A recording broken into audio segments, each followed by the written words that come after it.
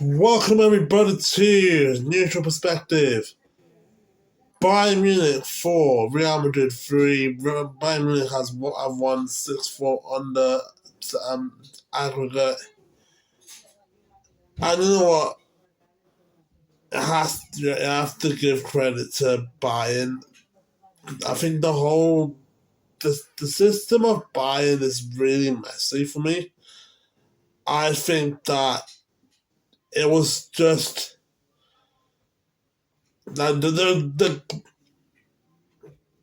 goals were good, but I just think time, I'll become honest, and Neuer's defending was poor.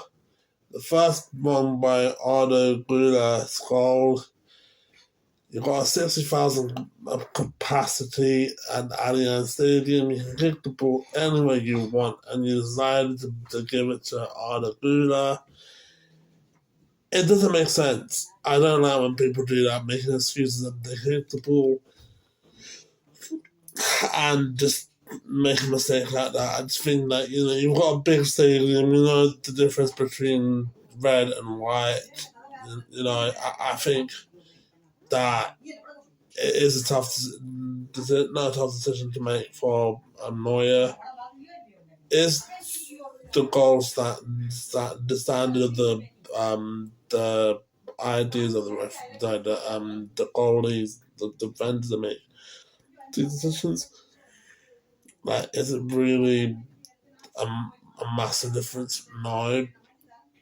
You got a whole stadium, you got a whole pitch. But I just think Diaz, Pavlovic has got. It was just end to end. Like, whenever Real Madrid scores, Bayern scores. Real Madrid scores again. Bayern scores. It was end to end drama. Mbappe scores, Arda scores. It was just perfect. It made the game shocking. Like, it felt like a never-ending drama for me. I think the Arda goal, second goal. This kid has got so much talent in him. He's got so much potential in him. You sell Modric to AC Milan, and then you give a chance for Arda Güler. It was crazy. It was absolute mental to watch.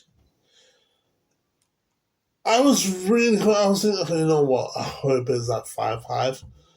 But the game had everything. It was like rewatching the Champions League final last year.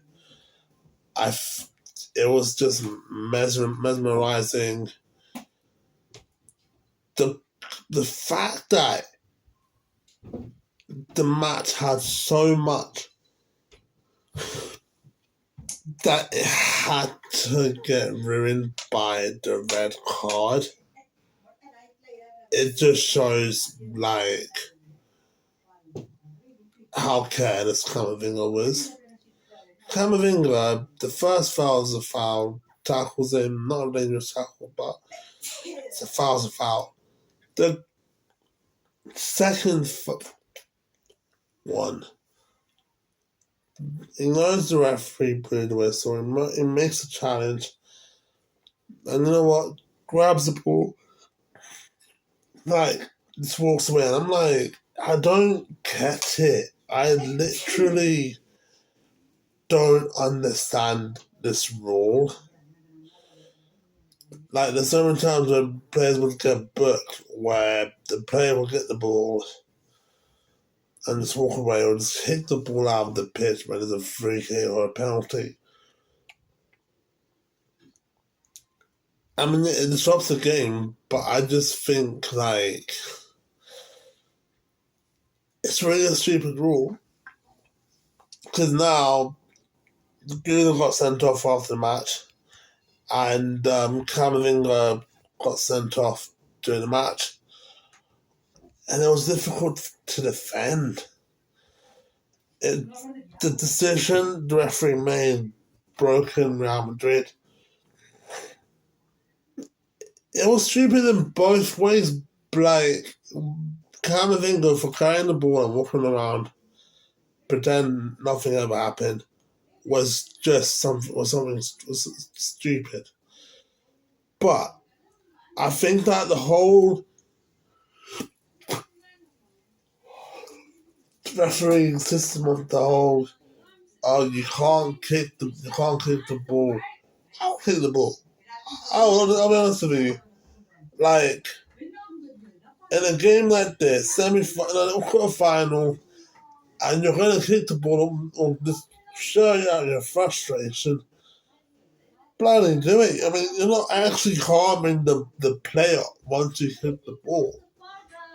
Like, once you hit the ball, you're going to just walk, you're just showing your frustration. It's better for the ball to get hit by your frustration rather than the player that gets kicked. So yeah, I mean, I told you last Tuesday that the whole partnership with Kane, and then you have Elise, and then you have Diaz. Striked again, man. It striked again. The partnership, and then Diaz, the King getting the second goal, and then it was 3-2, and then that 85th minute, you have to snatch that. Diaz is is just underrated. But it's to that level of like, because where is that level where like, once you make a stupid decision, it affects the whole team. So for when Diaz shot the ball, which went in, and it was 3-3, then like on aggregate, and then like where he shot the ball was where Camavinga would have stood, and he would have prevented the goal. But again, it's stupid decision, like the one in Atletico Madrid with Barcelona, the match where Barcelona was winning 2-0, and they got a red card again. And then Atletico Madrid came back, and then at least they scored. And it just dampens the whole mood. It just feels like everything you've worked for in the Champions League, everything you've worked for in the Premier League, the players that went from Premier League to Champions League, like Kane, he's never won any trophies for Tottenham. Diaz last trophy was the Premier League last season. Also, at least they never had an opportunity to have a proper fight for the Champions League. But the front three, those three are just one of a kind. It's crazy. 3 former Premier League players, one from Liverpool, one from Tottenham, one from Crystal Palace, would actually work. Is that when people say that, okay, name us your combined all-time XI, and people would put like Henry, Drogba, Lampard, Rooney, Ronaldo, whatever. And then this is like the last 10 years, because people don't give credit to at least say when he was at Crystal Palace, because of how small Crystal Palace is compared to Spurs and Liverpool. But those three, and now they've got PSG. Kane do a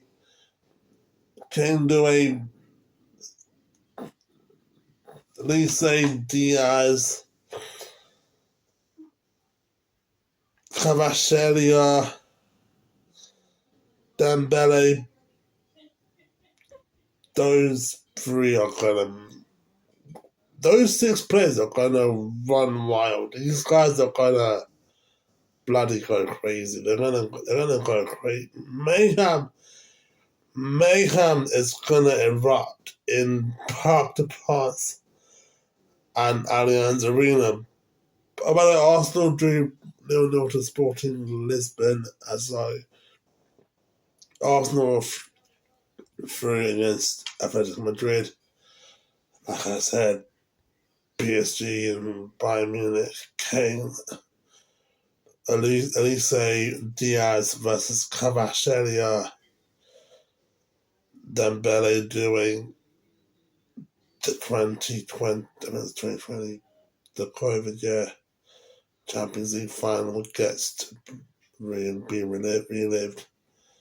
Thanks guys for watching this video. Hit the subscribe button if you're new. I will be doing the Chelsea vs Man United game, hopefully, if I'm back. Sunday, Merseyside derby, and then Saturday is going to be the Chelsea vs Man United game, and then relegation view, hate view, double hate view, and then it's going to be the Sunday's going to be Merseyside derby, back to hate view of Arsenal Man City. Then Monday is West Ham Palace. Peace. I'm out. Best game of the season, man.